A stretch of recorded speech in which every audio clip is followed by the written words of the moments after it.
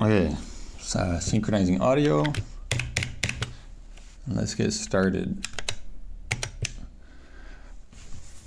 Behavioral Neurobiology of Psychedelic Drugs by Halberstadt, Vollenweider, and David E. Nichols.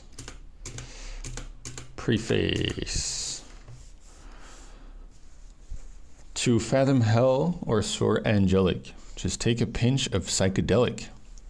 Humphrey Osmond, in a letter written to Aldous Huxley on the 30th of March 1956. Scientific interest in psychedelic drugs has increased exponentially over the past decade. Just in the last few years, small controlled clinical trials examining the potential therapeutic utility of psilocybin-assisted therapy in patients suffering from anxiety, depression, and substance abuse have reported extremely positive outcomes. And then it lists six studies. Several human research studies with LSD have also been reported. And it gives examples of 4 studies. Hence, we believe it is now an appropriate time for Springer to publish a volume about research with psychedelic drugs as part of their prestigious Current Topics in Behavioral Neurosciences, CTBN series. Our objective for the volume has been to summarize the current state-of-the-art of psychedelic research. As editors, we faced the seemingly impossible task of distilling the entire breadth and depth of this rapidly expanding field into a single volume. It proved difficult to narrow the scope down to a reasonable level. We selected topics that span a wide range from areas including pharmacological interactions occurring at the molecular level, changes in signaling pathways, effects on individual neurons and neural networks, and reaching all the way up to the level of the whole brain and the mind. We believe the 14 peer-reviewed chapters that were selected for inclusion provide up-to-date information about the pharmacology, neurobiological effects, subjective experience, and therapeutic effects of psychedelic drugs. The editors of this volume represent the 3 generations of scientists working in the field of psychedelic research. One of us, DEN, entered the field in 1969. At a time when research with LSD, psilocybin, and indeed all psychedelics had become very controversial. Strict legal controls were placed on research projects. Most funding sources had dried up, and work with these substances acquired a stigma. When Dave founded the Heffer Research Institute in 1993 to help promote legitimate scientific research with psychedelics, the possibility that psilocybin would ever again be widely studied in human clinical trials seemed remote at best. Around that time, however, there were several promising developments. For example, in the early 1990s, Dr. Rick Strassman received permission from the FDA to conduct a research study with intravenous DMT, demonstrating that it was again possible to administer psychedelic drugs to humans. The results of those DMT studies were published in 1994. Strassman and Qualls, 1994. The second edition of this volume, FXV, was one of the first scientists to receive funding from the Heffer Institute. At the time, Franz was a very promising young psychiatrist who was motivated to conduct basic research with psychedelics in humans. With support from Heffer, Franz was able to create a Heffer Research Center in his hospital at the University of Zurich in 1999, enabling him to use state-of-the-art neurophysiological and imaging techniques to investigate the actions and effects of psychedelics. His groundbreaking work continues to demonstrate the high value that psychedelics possess as tools to understand brain function and consciousness. 2 studies. I'm not going to read all the references out, sorry. The third edition, ALH, is a member. The third editor, ALH, is a member of the new generation of psychedelics researchers who entered the field after the turn of the century. Just as this topic was moving toward the scientific mainstream, Adam completed his postdoctoral training in the translation behavior behavioral neuroscience group headed by Dr. Mark Geyer at UCSD, another founding member of Hefter, and is now running his own laboratory with independent research funding from NIDA.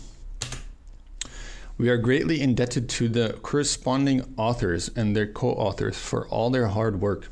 This volume could not have been completed without their help and expertise.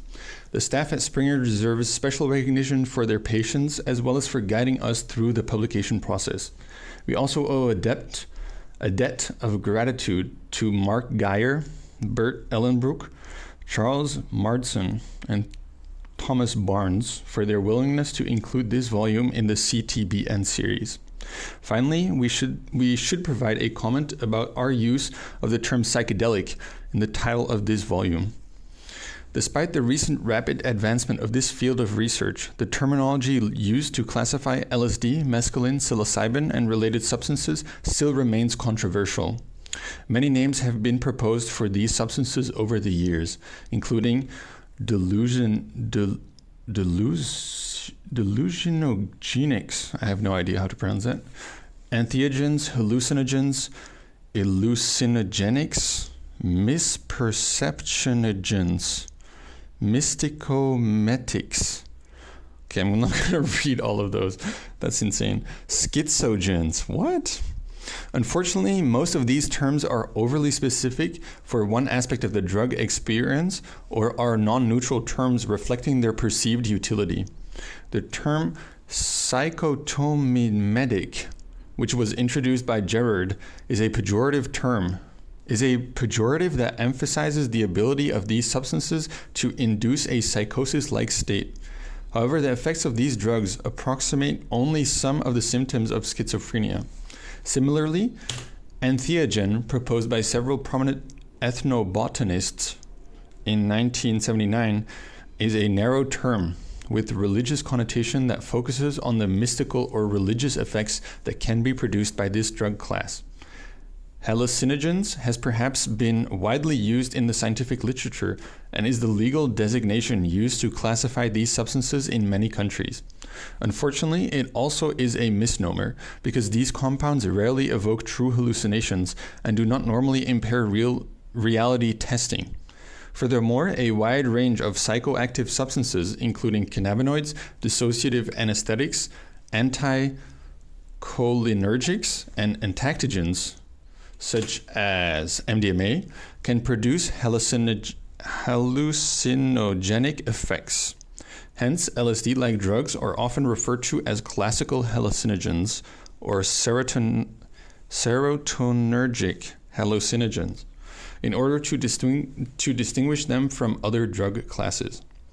The psychiatrist Humphrey Osmond first proposed the term psychedelic at a meeting of the New York Academy of Sciences in 1957. Osmond, 1957.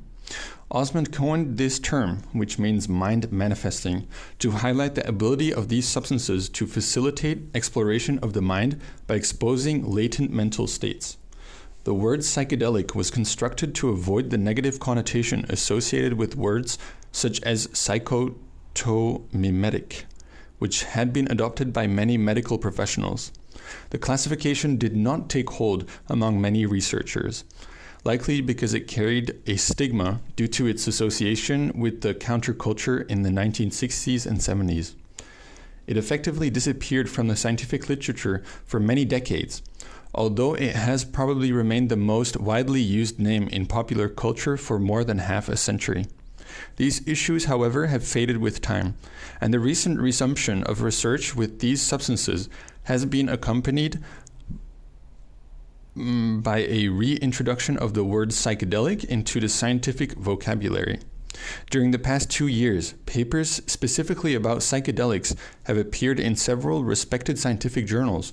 For example, Lancet Psychiatry, Neuropsychopharmacology, Pharmacological Reviews, and Journal of Psychopharmacology.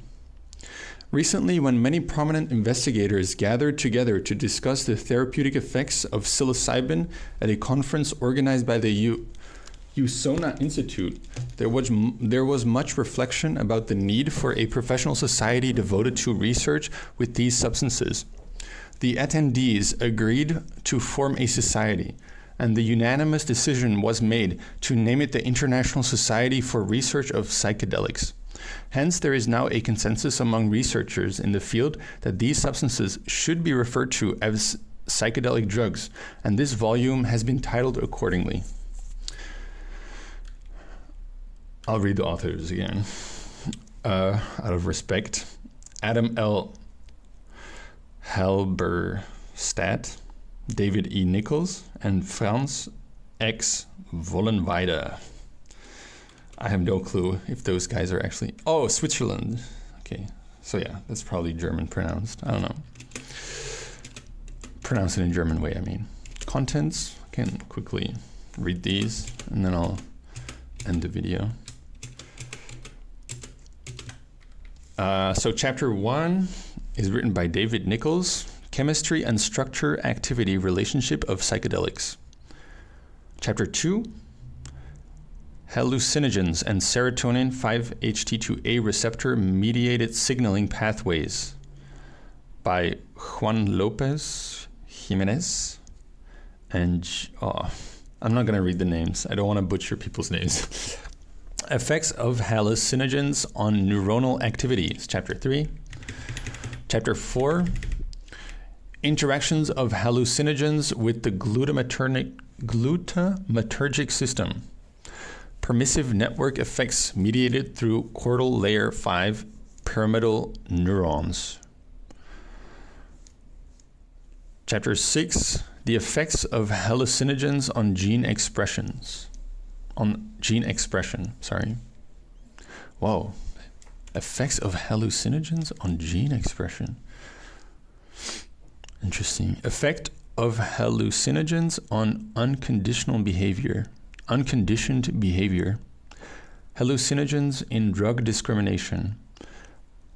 Phenomenology, structure, and dynamic of psychedelic states. Whoa. So that's like metaphysics? I've heard that term related to Heidegger. That's amazing. Serotonergic hallucinogen-induced visual perceptual alterations. New World tryptamine hallucinogens and the neuroscience of ayahuasca. Experimental psychosis research and schizophrenia. Similarities and dissimilarities in psychopathology. A review of hallucinogen persisting perception disorder, HPPD, and an exploratory study of subjects claiming symptoms of HPPD. Therapeutic applications of classic hallucinogens. Classic hallucinogens and mystical experiences. Phenomenology and neural correlates. Erratum to phenomenology, structure, and dynamic of psychedelic states.